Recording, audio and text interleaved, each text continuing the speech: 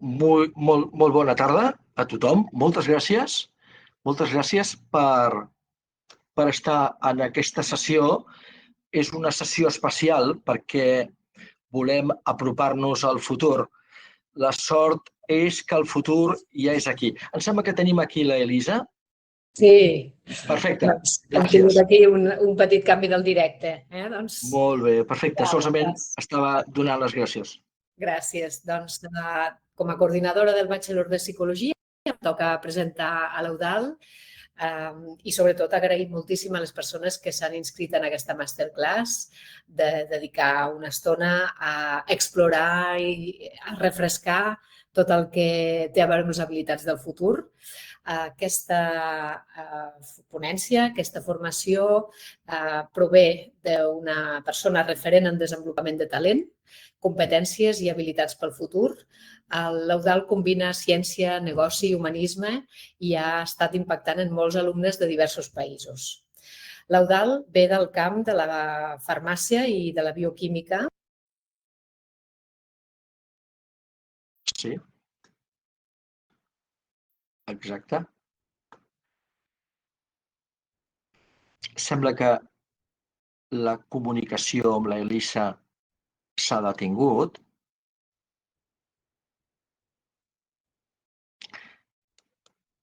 Mentre l'Elisa es connecta, solament dir-vos que l'Eudald Parera és un amant del desenvolupament de les persones i em motiva moltíssim veure com les persones creixen, com se desenvolupen.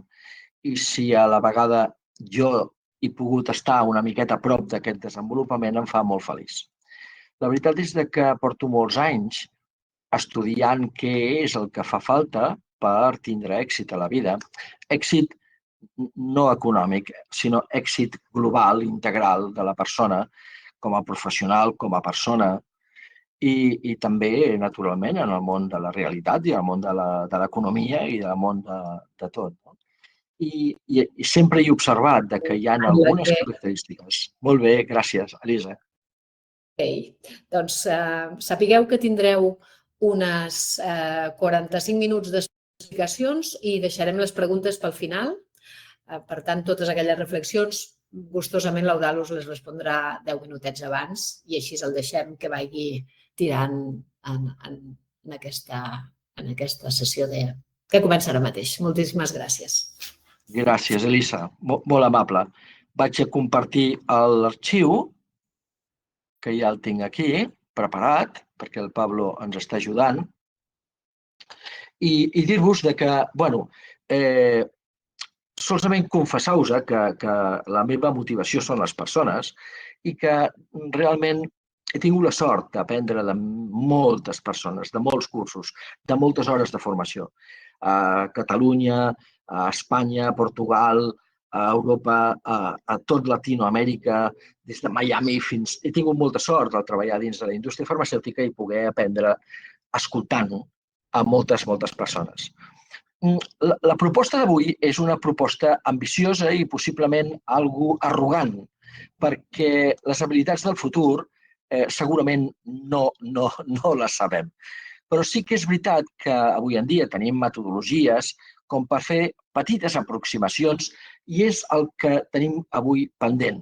Fer aquestes aproximacions per estar una mica més preparats i poder desenvolupar-nos amb més garantia d'èxit en un món que realment és confós. En aquests mateixos moments hi ha molta inestabilitat geopolítica, hi ha molta inestabilitat amb les bombolles de la deute pública, inclús dels Estats Units i de tot arreu. Per tant, hi ha moltes coses que fan que tot sigui una mica incert i tot sigui una mica difícil. Per això, la necessitat de preparar-nos, no? I dius, primer de tot, hola, em trobareu sempre que vulgueu en el LinkedIn. No és aquesta sessió, solament l'important és escoltar-la, és pensar-la, és estudiar-la en el moment que vosaltres pugueu i que sapigueu que l'Elisa té l'amabilitat de comptar amb mi també i d'alguna manera jo em comprometo a contestar, si no és ara o després al final, per correu electrònic, el que vosaltres desitgeu. Molt bé, A l'índex, la guia, una miqueta del que farem, està aquí. I hem començat amb aquests agraïments i hem començat dient qui sóc jo, etc. Jo solament dius el que més o menys ja us he comentat, que sóc una persona orientada al desenvolupament de les persones i he tingut moltíssima sort formant-me i aprenent de moltes persones. En aquests moments participo com a consultor i a la vegada com, diguem-ne, descobridor de les habilitats que més ens importen en la societat contemporània. Però per tot això ens hem aproximat al concepte de les prospectives, és a dir, el que farem aquí no són adivinalles, són basats en estudis i basats en tendències. La prospectiva intenta buscar les variables clau, no? Què és el que s'està bellugant en aquests moments? I disposem d'uns quants estudis fets per el World Economic Forum i avalats per Harvard i avalats per el MIT i per McKinsey. De manera que tenim una base documental prou robusta com per atrevir-nos a pinzellar una mica el futur i d'aquesta manera preparar-nos millor. Fins i tot ja veureu al final de la sessió que el futur és realment el que es té que construir i, per tant, tenim que construir-lo entre tots. Una pregunta, sabeu que teniu aquí el lloc de preguntes i respostes, per si algú vol fer un comentari, jo de quan en quan us faré una pregunta. Quins avenços tecnològics impactaran més o ens sorprendran més? O no seran avenços tecnològics, sinó igual són socials, econòmics, polítics, cívics, etc. El que està clar és que estem en un món amb absolut moviment, amb transició, i per tant hi haurà moltes coses que ens afectaran. Jo solament us vull proposar aquí 4 imatges. Un exemple és aquesta de l'estructura del grafè. Nous materials, vindran a acompanyar-nos nous materials que permetran coses que no podíem imaginar, com la lliberació i la dosificació de fàrmacs, o, per exemple, els telèfons absolutament flexibles, etc. Nous materials que tot el món i la geopolítica ja es belluga per intentar-los aconseguir d'una forma a vegades excessivament agressiva. Però hi haurà canvis brutals, no? Ja no solament és la intel·ligència artificial, de la qual parlarem després un momentet, sinó que 2 passos més endavant, especialment tots vosaltres, viureu segurament ja amb alguns computadors quàntics. No estaran a casa, però sí que estaran ajudant els computadors naturals i normals que tenim tots a totes les cases per poder-los comunicar i demanar encara una informació més poderosa, multidimensional, etc. Tot això farà que el món vagi encara més de pressa, més complexa, més difícil.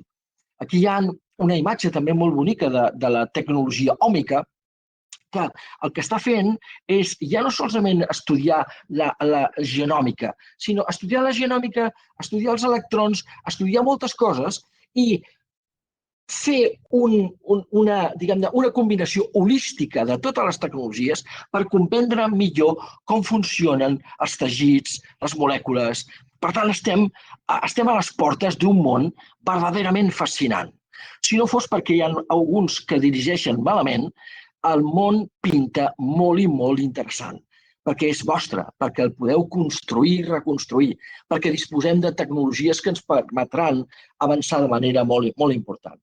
Els combustibles, naturalment, que tenim de desplaçar-nos dels combustibles fòssils als combustibles vegetals. Hi ha companyies com, per exemple, Nestlé, està treballant de manera ferotge per obtindre combustibles vegetals de gran rendiment conjuntament amb l'energia eòlica i l'energia solar, etc. Però viurem un món on inclús les plantes tindran l'impacte de la digitalització. Els drons vigilaran els nostres camps de conreu. Abans, en els vinyedos, en les vinyes, posàvem rosers per veure quan era l'època de collita. Ara seran els drons. Per tant, tot està canviant i segurament, si ho utilitzem adequadament, està canviant per bé. El que sí que és veritat és que el canvi és radical. És un moment de canvi radical, és un moment de transició agressiva, forta, que requereix un marc competencial molt valent per poder afrontar i per poder liderar realment un món empresarial, món familiar inclús, etc., complex. parlen de que, per exemple, la IA no solament substituirà llocs de treball, sinó que els llocs de treball que no substituirà, hi haurà una part important del seu temps que també estarà afectat. Segurament ja ho sabeu, perquè esteu utilitzant tots segurament generadors de text, etc., que ens agilitzen moltes vegades molts temes, no? Però que sempre, ja ho veieu, ja ho sabeu, sempre tenim que sotmetre'ls a la validesa de la raó del pensament crític, no? La intel·ligència artificial està impactant i ens impactarà d'una forma extraordinària, no? No solament des de la perspectiva econòmica o des de la perspectiva de la salut, no? El diagnòstic de moltes malalties es podrà accelerar i verificar posteriorment per savis o experts que amb tota la informació que les bases de dades hagin proporcionat a la intel·ligència artificial puguin aproximar-nos a, diguem-ne, diagnòstics més veritables, no? Per tant, llocs de treball, unes noves habilitats d'alfabetització digital, que això serà imprescindible per tothom, però el que marcarà la diferència, i per això tenim avui aquesta masterclass, és que preparem-nos tant com puguem amb la tecnologia, però el que marcarà la diferència ets tu. El que marcarà la diferència és el teu pensament crític i analític. Serà la teva ètica, seran els teus valors, serà el teu lideratge.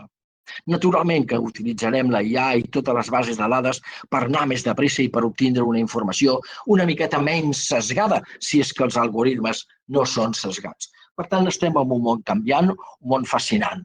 Apps i intel·ligències artificials ja n'hi ha moltíssimes. Si algú volgués alguna informació concreta, doncs naturalment sempre estem encantats de poder col·laborar i poder participar. En el món mèdic, per exemple, que jo estic també molt a prop, doncs la intel·ligència artificial ve a ajudar-nos d'una manera extraordinària, no? La segmentació del tipus de malalt, els costos de l'aplicació d'una malaltia, però tenint en compte el segment concret, el target concret, permet fer càlculs d'eficiència en la utilització de fàrmacs, de nous fàrmacs, de noves tecnologies. Per tant, el món és vostre, és un món apassionant en el que naturalment la tecnologia us pot recolzar per fer grans decisions i per fer canvis importants. La introducció de la robòtica ja és evident, però ho serà encara molt més. Inclús ajudant a la gent gran una miqueta, perquè el mimo i el cuidado humà i, diguem-ne, de percepcions humanes, això serà inqüestionablement insubstituïble, però sí que hi haurà tasques que pot fer un robot i que cada vegada ens estan fent més. No? Però la tecnologia avança en tots els sentits. També en la nanotecnologia. Aviat introduirem nanofàrmacs, nanocapsuletes per poder millorar l'agregació plaquetària o per poder fer algun impuls elèctric amb una patologia, diguem-ne, epilèptica, etc. La nanotecnologia ve a ajudar-nos, però és que també ve a complicar-nos la vida el coneixement de la genètica, de la genòmica, no? Perquè aviat sabrem quines són les malalties que tindrem, aviat sabrem i tindrem que afrontar, tindrem que ser prou intel·ligents per assimilar tota aquesta informació tan complexa que se'ns ve a sobre. I, per tant, doncs, assimilar-la, ser compassius amb nosaltres mateixos i anar aprenent de la millor manera per anar contribuint no solament en el nostre desenvolupament, sinó en el desenvolupament de tots. No hi ha cosa que et faci més feliç que fer feliç als altres. Però la impressió 3D, per exemple, que permet fer inclús òrgans, etc., són molt importants. I aquí tenim simplement una imatge que ens explica que les dades les podem graficar i que les dades poden tindre significat i que les dades són, i la seva analítica, un punt, una palanca de transformació de la nostra informació, del nostre coneixement i de la nostra societat. Tots aquests avenços estan transformant el món d'una forma extraordinària, no? I és per això que sorgeix aquest concepte que li diem el concepte de revolució industrial. En realitat, la humanitat ja ha passat unes quantes revolucions industrials. Possiblement la revolució industrial prèvia o primigènia devia ser la del foc. Però després va vindre el vapor i la indústria tèxtil, com es va modificar gràcies al vapor. Després l'electricitat, els motors de combustió, la segona revolució industrial, l'internet i els ordinadors van ser aquesta tercera revolució industrial. Però és que ara estem en la quarta. segurament a peus de la quinta. Per tant, escolteu, estem en una etapa de profunda transformació. No sabem exactament què passarà, però sí sabem que podem fer grans coses i molt millors, perquè hi ha moltes coses que resoldre, tant en el món empresarial com en el món social, econòmic, etc. Tots aquests conceptes de modernitat, de materials, de tecnologies, etc., que ens configuren en una situació concreta, que és la quarta revolució industrial, va acompanyat de que el que en aquests moments vivim és un moment de gran incertesa, de molta incertesa, d'inestabilitat, de falta de previsibilitat, de moltes variables. És complexa. Els que diuen que tot es pot fer fàcil, es pot simplificar, segur que sí, però hi ha moltes variables a tindre en compte.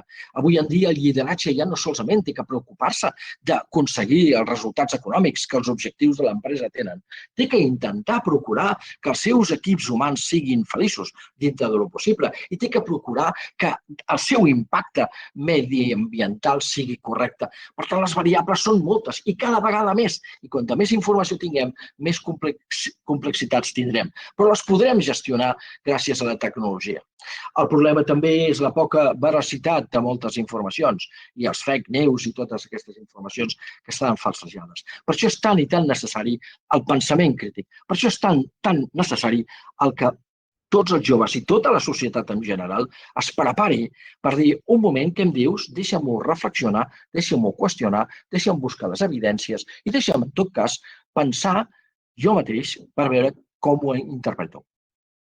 Per ficar-nos de ple en aquesta sessió, hi ha uns quants conceptes que són molt senzills. El concepte competència.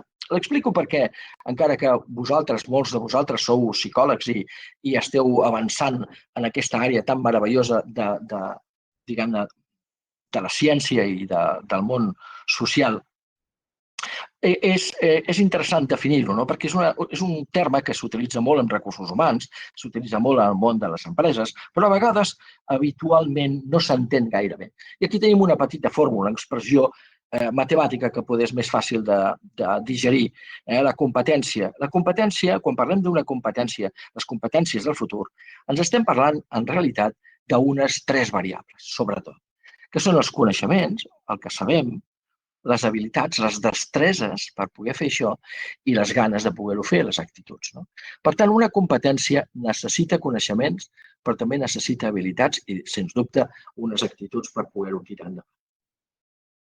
Per tant, el futur immediat es necessita d'una sèrie de competències que seran troncals, que seran fonamentals, i tot un conjunt de competències que aniran fluctuant en funció del desenvolupament tecnològic, social, econòmic, etc. És per això que us poso aquí una frase d'un filòsof i un sociòleg molt intel·ligent, Alvin Toffler, que ja fa anys deia els analfabets del segle XXI no són aquells que no sàpiguen llegir i escriure, sinó els que no sàpiguen aprendre i desaprendre i tornar a aprendre. És molt, molt important aquesta reflexió. Vivim en un món en el que anem descobrint coses, però totes les anem qüestionant i les tenim que anar qüestionant. I això és important, perquè fins ara moltes creences ens havien conduït a certes, diguem-ne, impossibilitats. I cada vegada és més important no ser esclau de creences falses, sinó construir verdaderes, diguem-ne, construccions intel·lectuals i de capacitats per poder tirar endavant. Quan fas un procés de coach amb una persona, la majoria de les vegades el principal problema que té aquella persona per poder-se desenvolupar realment és ser esclau d'alguna creença que no és del tot correcta. A vegades la gent pensa no podré fer-ho i aquell que pensa que no ho podrà fer, d'entrada segur que no ho pot fer. Per tant, superar creences falses és molt important, superar coneixements que ja estan obsolets. Val la pena replantejar-s'ho, val la pena repensar-ho i no ser esclau, sinó ser lliure pensador en el sentit de construir amb sentit comú, amb reflexió i amb dades i amb el diàleg nous coneixements i desenvolupar les habilitats que pertoquen. Bé, ara estem al punt 3, que hem parlat d'aquests conceptes, i ens anem a una habilitat, abans d'entrar a les habilitats de futur, aquesta és troncal, és tant de futur com de passat com d'eterna, que és la learnability. El ser humà és curiós per naturalesa, però avui en dia aquesta curiositat es podria esgotar aviat perquè són tantes les coneixences, són tantes les coses que tenim que aprendre i saber que és difícil. Per tant, hi ha una habilitat troncal. Aquesta la busquen tots els consultors de recursos humans.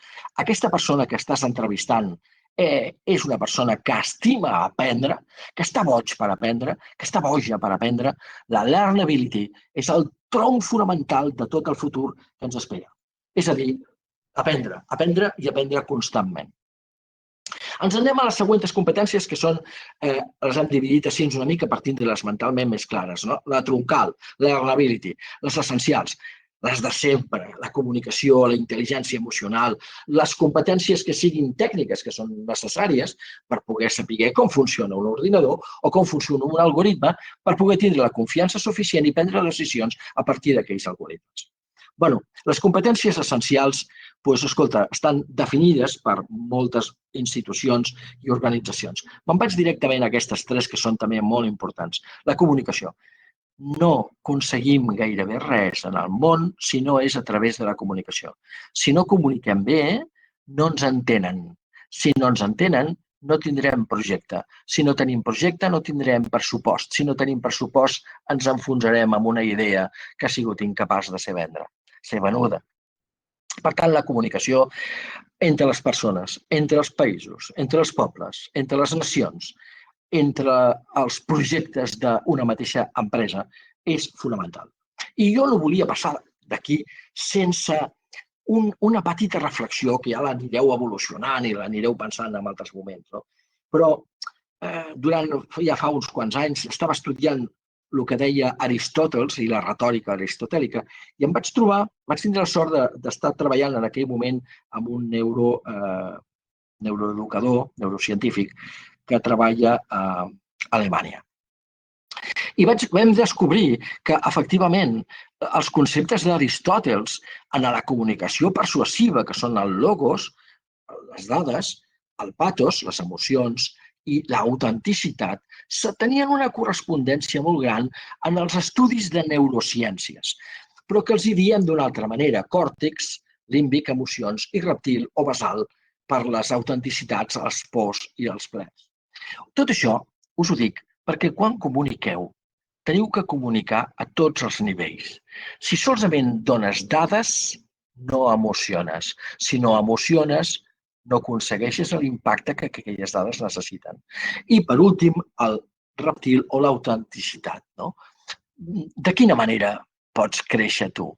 Normalment parles sempre en dades o parles tan sols des del cor? Ja és important, però és important intentar-ho hibridar per poder avançar molt més en aquest sentit. A part de la comunicació, em dic que hi havia una altra que també era absolutament transversal i molt important, que és la intel·ligència emocional. Ja ho sabeu, Goleman ho va definir, Gardner ho havia definit prèviament, i la intel·ligència emocional, o simple i senzillament conèixer les teves emocions, respectar-te, saber-les gestionar i posar empatia per comprendre els altres, si no avançaràs a la vida. Si no escoltem, no aprenem. Si no aprenem, no progressem. I això està vinculat amb l'empatia. Hi ha estudis neurocientífics que situen l'empatia en un lloc del cervell que se li dona com a nom les neurones mirall. I és perquè allà es veu que realment hi ha moltes neurones dedicades a observar què fan els altres, com ho fan, com ho diuen, per poder aprendre. És un lloc on et poses les sabates de l'altre, no? Que sempre es defineix l'empatia d'aquesta manera. Bé, doncs aquesta empatia es té que cuidar i es té que fomentar. I una manera molt senzilla de fer-ho és saber escoltar. Saber escoltar significa realment aproximar-te a l'altre per poder després comprendre i poder ajudar. Però ens anem a les competències del futur, que és per lo que hem vingut avui aquí, i us explico d'on ho hem tret i de quina manera us podeu sentir, diguem-ne, segurs i confiats estudiant-les i treballant-les, que aquí el que farem serà unes pinzellades molt importants. Tant el World Economic Forum, que fa informes anuals cada any des del 18, em sembla que és, però té informes molt importants en el 23, en el 24, aquest any també ja ha publicat, com per exemple Harvard, que savis de Harvard, experts de McKinsey, etc., han construït junts amb World Economic Forum l'informe del futur del treball. Després veurem que no ens quedarem tan sols amb els informes que aquestes organitzacions i aquestes institucions ens donen, sinó que a la vegada també buscarem informacions addicionals. Però gairebé tothom està molt d'acord que ens fa falta adaptabilitat, col·laboració i pensament crític o resolució de problemes. Aquí ho teniu, aquí hi ha unes quantes que són molt importants totes, però aquestes tres serien com tres pilars per a la construcció del gran temple de les competències del futur. I són les que els diem les competències crítiques de futur, que són competències fortalesa. Són les habilitats força per poder tirar endavant. Avancem una miqueta. El World Economic Forum el que fa és preguntar a més de 300-400 directius, directives, etc., quines són les inquietuds més importants per a la seva empresa, per al seu mercat, per a la seva situació. Pregunten amb aquestes persones, pregunten amb els seus col·laboradors. Al final, els informes d'alguna manera estan cobrint un mercat laboral de més de 7 milions de persones, de manera que els resultats són bastant significatius i bastant potents. I el que diuen al World Economic Forum, precisament, és que necessitem fer una cosa que es diu reskilling, és a dir, escolta, tenim que aprendre coses noves. No solament millorar amb el que tinc i créixer, que seria l'upskilling, sinó també aprendre coses noves, perquè la complexitat i el caràcter polièdric del futur ens exigeix tindre mirades diferents. Fa una estona estava mirant la importància de les art pharmacies, és a dir, teràpies que estan vinculades a l'art. Aquest és el futur. Això és el futur. La hibridació de coneixements i habilitats diferents i, per tant, el reskilling que estem nosaltres comentant i que el World Economic Forum pronostica com molt important. Escolteu, és molt important ser molt poderosament especialista en alguna cosa. Això és molt important, però ser polièdric encara ho és més. La vida ens ensenya que el que és molt específic en una cosa triomfa en aquella cosa, però que realment el perfil polièdric és el que et permet traslladar aquella cosa que ets especialista a moltes més persones i triomfar en la vida. Però aquest perfil polièdric necessita d'aquestes habilitats crítiques de les quals hem parlat. De manera que així ens podem fer un creixement amb el que tinc, però també puc anar a aventurar-me i a créixer cap a un altre costat. Les habilitats que estan plantejades de cara al futur per la World Economic Forum les han plantejat així amb un esquema, amb un diagrama de dos bandes, l'eje X i l'eje Y. I el que es procura és, l'eje Y, és a dir, el vertical, és la importància d'aquella competència. I l'eje X et diu, serà més important encara, cada vegada ho serà més. Llavors ens trobem aquí amb algunes competències com pensament analític, creativitat, resiliència, flexibilitat, adaptabilitat, curiositat o learnability, etc. Les estudiarem una miqueta més bé, però que us ho poso així, i a més està totalment publicat, podeu entrar al World Economic Forum i trobar-ho, i és molt fàcil, i a més hi ha persones que ho estan seguint cada any, de manera que cada any s'està actualitzant. De cara a aquest any 2025, les competències, les 10, els top 10, són aquestes. Pensament analític, aprenentatge actiu i continuat, saber dissenyar estratègies d'aprenentatge, resoldre problemes, que això requereix pensament crític, que és la següent competència. La originalitat i la búsqueda de la innovació és vital per a les empreses i, per tant, això necessitem creativitat. Cada una d'aquestes necessita tot un seminari, tot un taller per poder-les desenvolupar. Aquí simplement estem mesclant i diguem-ne, provocant les ganes de poder-les aprendre i les ganes de poder parlar de cada una d'elles. Si seguim avançant, i els anirem aprenent una miqueta més, quines d'aquestes habilitats són tecnològiques i quines són tècniques, són humanes. Aquí les teniu.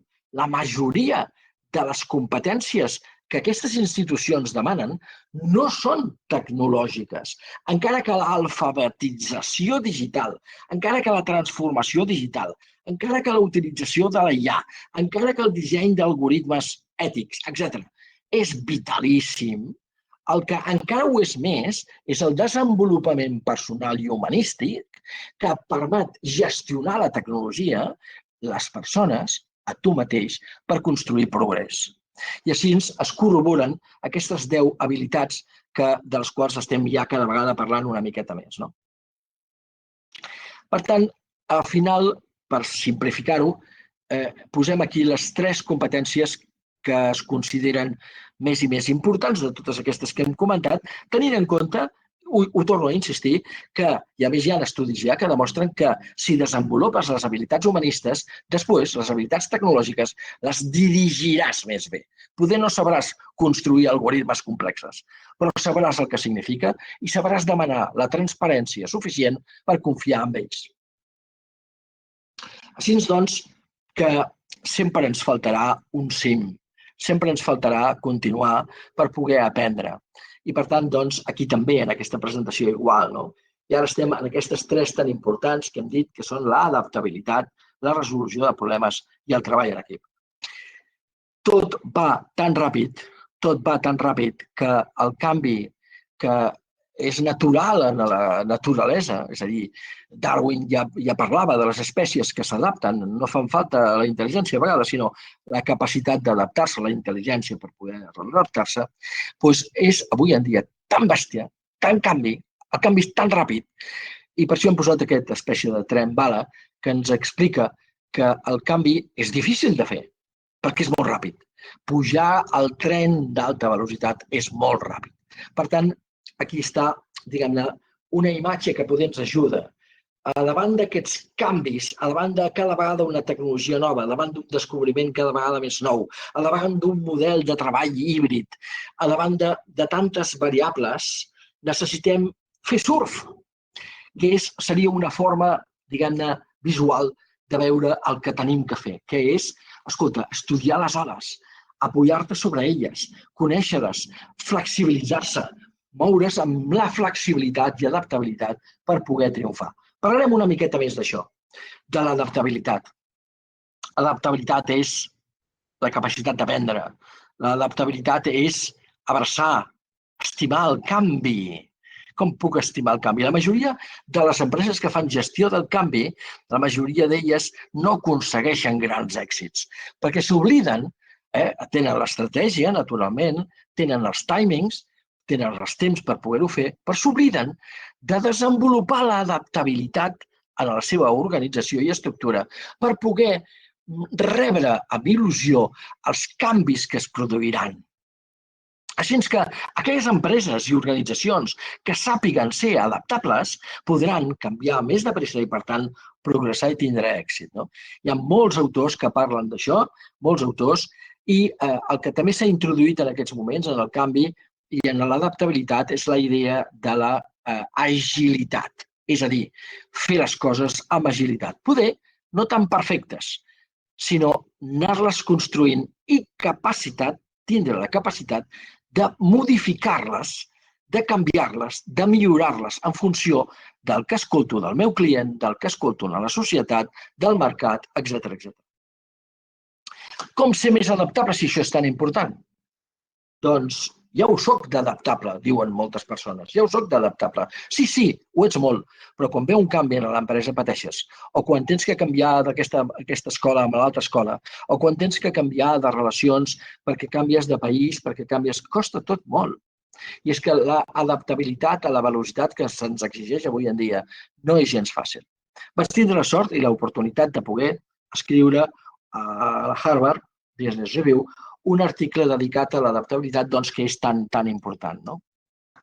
Hi ha un punt que són els canvis i hi ha una intel·ligència adaptativa pròpia de la naturalesa humana que ens diu, escolta, tinc que canviar, poder tindria que canviar, poder tindria que canviar. Però això t'exigeix el desaprendre, com el Toffler ens deia, desaprendre. I després potenciar totes aquestes competències o habilitats per poder tindre un nivell d'adaptabilitat superior. Parlem de mentalitat oberta, parlem de flexibilitat, parlem de curiositat i learnability, parlem de resiliència, parlem de creativitat, parlem d'assertivitat, parlem de tolerància a la incertesa, parlem de versatilitat, parlem d'optimisme intel·ligent, parlem de presa de decisions, parlem d'orientació i parlem d'autoregulació emocional. En aquesta masterclass no ens hi podem ficar amb totes elles, encara que és molt, molt interessant. I cada una d'elles té uns tallers i unes maneres de simular i entrenar, perquè les habilitats necessiten ser entrenades, com tens que entrenar el tennis o com tens que entrenar el snowboard. Doncs, si tinc que quedar-me amb alguna cosa perquè et poguessis emportar d'aquest masterclass un concepte clar de l'adaptabilitat és que l'adaptabilitat és posar el cor obert als nous aprenentatges. La incertesa sempre va acompanyada del que no sabem, però el que no sabem, precisament perquè no ho sabem, moltes vegades amaga un tresor, que és el tresor de lo desconegut, de les noves coses, de les noves tecnologies, dels nous coneixements, de les noves habilitats. Per tant, la tolerància a la incertesa necessita una bèstia interna que sigui el motor de la teva curiositat.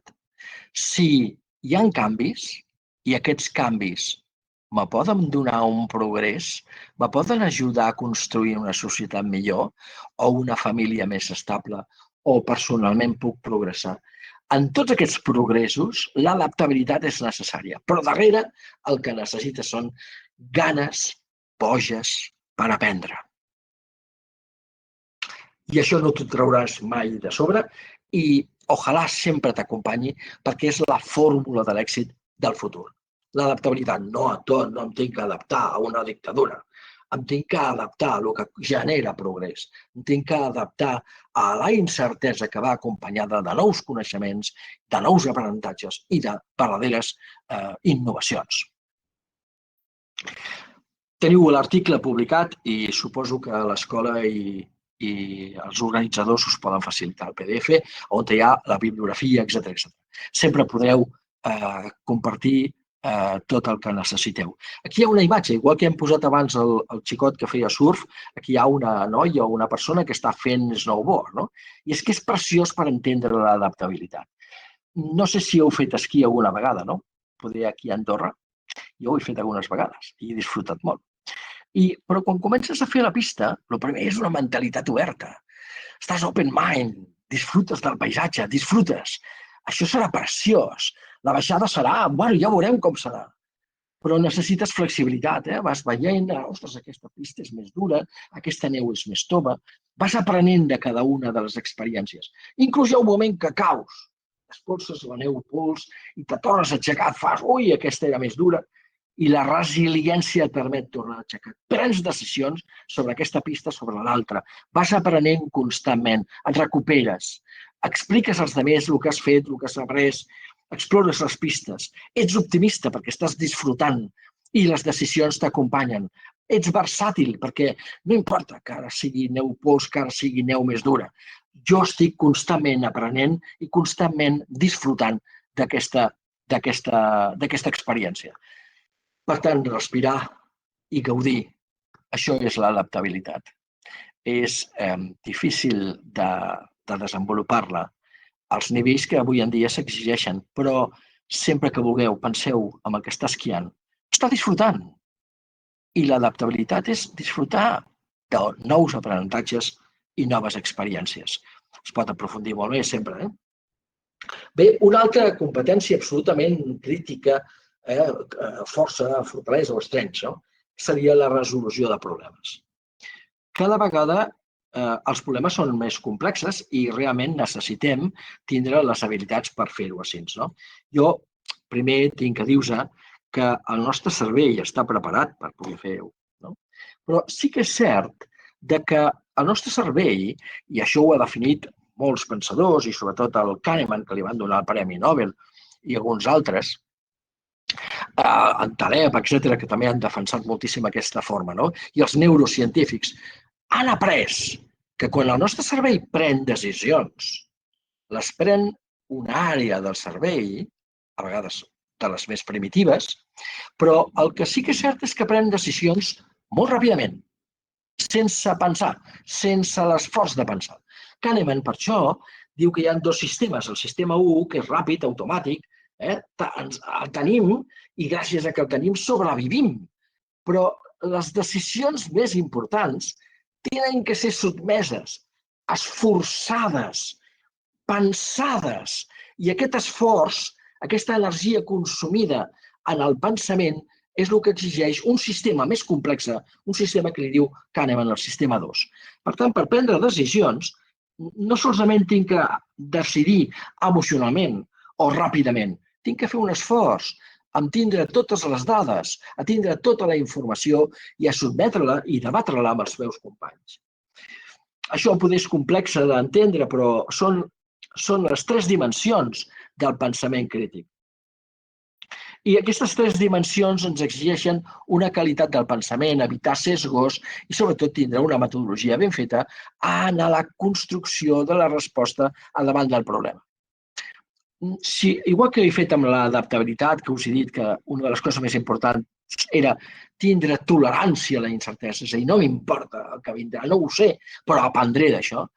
En la resolució de problemes us aconsellaria sempre una cosa.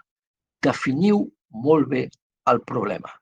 Definiu al final una pregunta que doni resposta, la pregunta en si mateix, al problema que voleu resoldre.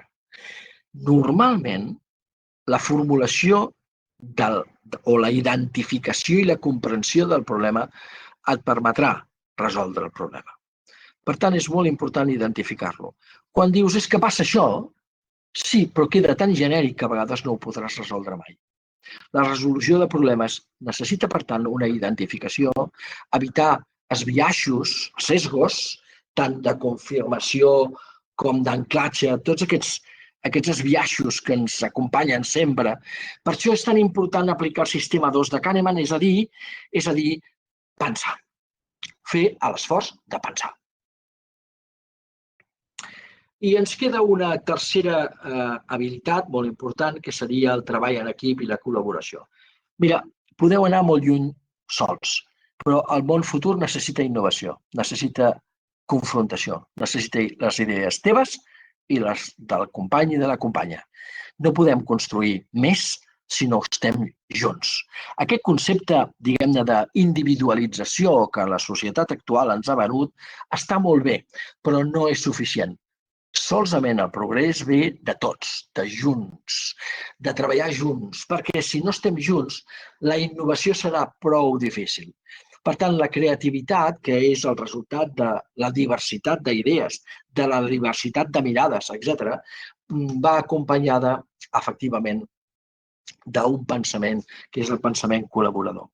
Avui en dia no es aconsegueixen coses sense col·laboració, però al contrari, gràcies a la col·laboració s'han aconseguit vacunes amb temps rècords, que han fet grans coses. Poden haver crítics, poden haver el que vulguis, incrèduls, el que tu vulguis, però la societat humana ha sigut capaç de frenar el que abans havia estat una peste, la grip espanyola o el que sigui. No? Per tant, estem progressant. Però els grans progressos necessiten de la col·laboració. I la col·laboració necessita d'un mindset. Molt bé, perfecte. Per tant, estem realment a la recta final de tot això i el que jo vull simplement simplificar-vos és que necessitem un pensament humil per poder aprendre. I, per tant, realment construir tots junts, un lideratge nou i que pugui permetre tirar endavant. Solament dius una cosa, que és la següent, us explico aquí una idea que és d'en Taleb, que diu que no podem preveure el futur. I, per tant, doncs, preparem-nos molt i gràcies a estar preparats segurament podrem tirar molt bé cap endavant. El futur està ple d'esperances, el futur està ple de grans coses, però haig d'estar disposada o disposat a abandonar el que soc per convertir-me en el que vull ser. Tira endavant, construeix, prova, salta-ho, intenta-ho, ho torno a intentar. Solament la transgressió el trencar les creences i construir-ne de noves et permetran realment ser be happy. Be happy tots junts. La felicitat està relacionada amb la societat i amb les relacions humanes. Moltes gràcies, aquí em quedo i si hi ha alguna pregunta o el que sigui, doncs estem aquí pendents, l'Elisa, la universitat, jo mateix estic absolutament al vostre servei, que és per el que estic sempre. Aquí teniu Eudald Parera, Gmail, a veure si ho puc fer bé, gmail.com. Aquí estic per si voleu alguna cosa. Molt bé, així que aquí em quedo. Si voleu alguna cosa més, no sé si hi ha... perdó. Aquí hi ha alguna cosa en el xat o algunes preguntes i respostes. Moltes gràcies i pleguem d'aquesta masterclass. Escolteu, el futur és vostre, serà apassionant. Moltes gràcies.